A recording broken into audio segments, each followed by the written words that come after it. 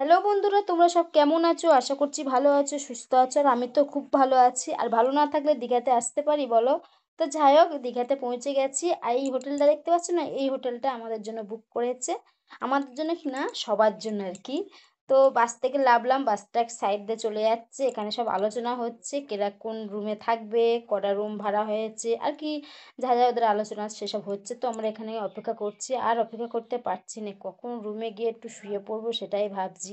অবশ্য বাসে হচ্ছে ভোরের বেলার দিকে একটু ঘুম হয়েছে, আর রাতের দিকে একটু ঘুম হয়নি। বৃষ্টি হলেও এত গরম পড়েছিল না, বিশাল যেন কষ্ট হচ্ছিল।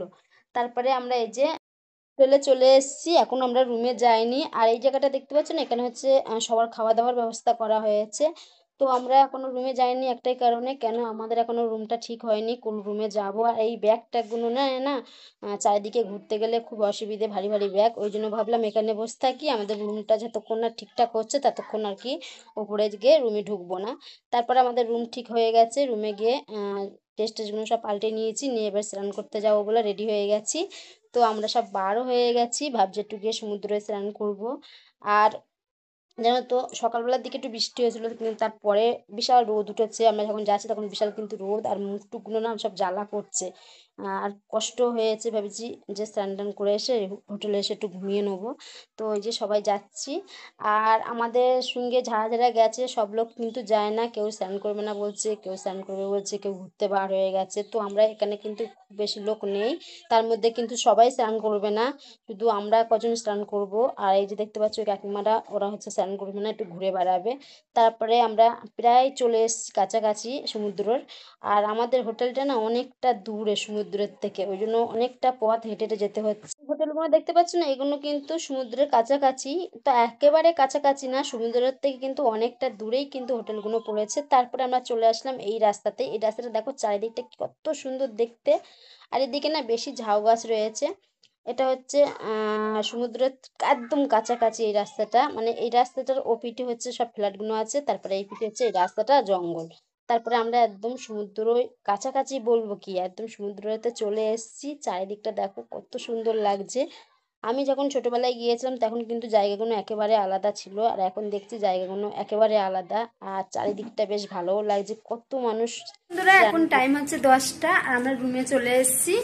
তো সমুদ্র থেকে স্নান করে এসে বিশাল কষ্ট হয়ে গেছে, তার মধ্যে তো ভোর রাত জাগা। তো এখন টিফিন খাচ্ছি, এই যে মুড়ি আর ঘুগনি। তো মুড়ি ঘুগনিটা খেয়ে তারপরে আমরা একটু রেস্ট নেবো, মানে একটু ঘুমাবো। বিশাল চোখ জ্বালা করছে, আর তার মধ্যে সমুদ্রের জল তো নোনা ছিল, মানে বিশাল কষ্ট হচ্ছে। তো চলো খাওয়া দাওয়াটা সেরে নিই, তারপরে তোমাদের কাছে আসছি। তো ক্যামেরাটা ব্যাক করে দেখাই কিরকম করে খাচ্ছে। তো এই যে আয়নার সামনে আমি দাঁড়িয়ে রয়েছি, আমার মুখটা ভালো করে দেখা যাচ্ছে না। হ্যাঁ, আমি জ্বালিয়েছি। আর এখানে এই যে টিভি চলছে, টিভিতে এখনো কিছু অবশ্য হয় না। আর এই যে দাদার দিদি ঘুগনি মুড়ি খাচ্ছে, একটু টাটা করে দাও। তো এখানে এই যে আমার ননদ আর ননদের মেয়ে ঘুগনি মুড়ি খাচ্ছে। পিয়া টাটা করে দাও একটু। তো সবাই দেখো, মনে হচ্ছে এত কষ্ট ওদের হয়েছে, সত্যি আমাদের বিশাল কষ্ট হয়েছে। কালকে তো রাত জাগা, ওই জন্য। আর এই যে তোমাদের দাদা দেখো কি হয়েছে, তোমাদের দাদা হাত তুলতে পারছে না, মানে এত কষ্ট হয়ে। বোতলটা তো নরম, হাত দিয়ে এ করতে গেলে হয়তো পড়ে যাবে। হ্যাঁ হ্যাঁ, খাচ্ছি। তোমরা খেয়ে নাও, খেতে খেতে যদি থাকে তাহলে খাবো, তাই তো?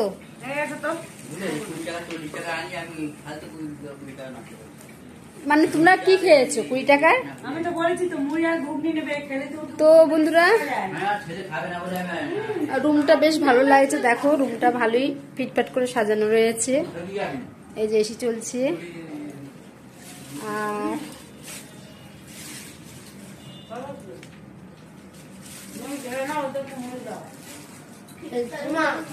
হ্যাঁ, যাচ্ছি।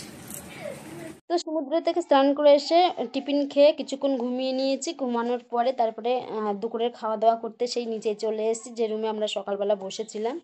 তো আজকে দুপুরে অনেক কিছুই আইটেম ছিল, সেটা হচ্ছে বলার সময় নেই, ওই জন্য বললাম না তোমাদেরকে। কেন আমাদের আবার খাওয়া দাওয়ার পরে রেডি হতে হয়েছে। এই যে রেডি হয়ে গেছি, মিটিংয়ে যাব এবারে। মিটিংটা হচ্ছে 3টের থেকে।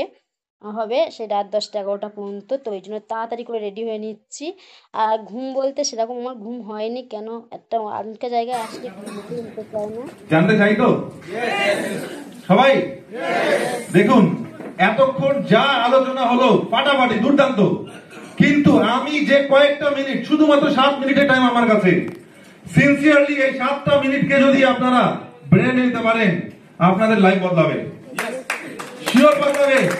বড় বড় কথা শুনে বদলাক না বদলাক, সিঙ্গারা খেয়ে বদলাক না বদলাক, ভালো হোটেলে ঘুমিয়ে বদলাক না বদলাক, সমুদ্রে গিয়ে স্নান করে বদলাক না বদলাক, কিন্তু ফাইটোসাইন সম্পর্কে যদি জানেন তবেই বদলাবে। ওকে, তো রেডি?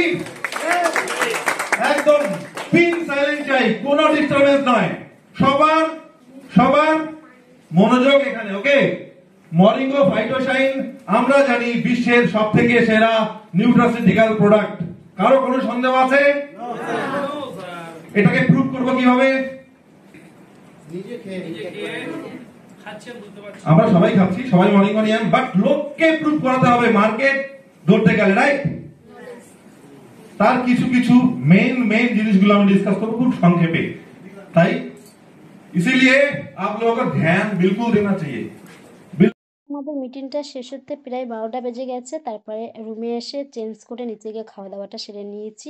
আর চাইলে তোমাদেরকে ভিডিওটা আমি সবটাই দেখাতে পারছি না, কেন আমি তো 5 থেকে 6 মিনিটের মধ্যে ব্লগটা রাখি, ওই জন্য। তো খাওয়া দাওয়ার পরে একটু রুমে ঘোরাঘুরি করে তারপরে শুয়ে পড়বো। তো আজকের মতো ব্লগটা রেখে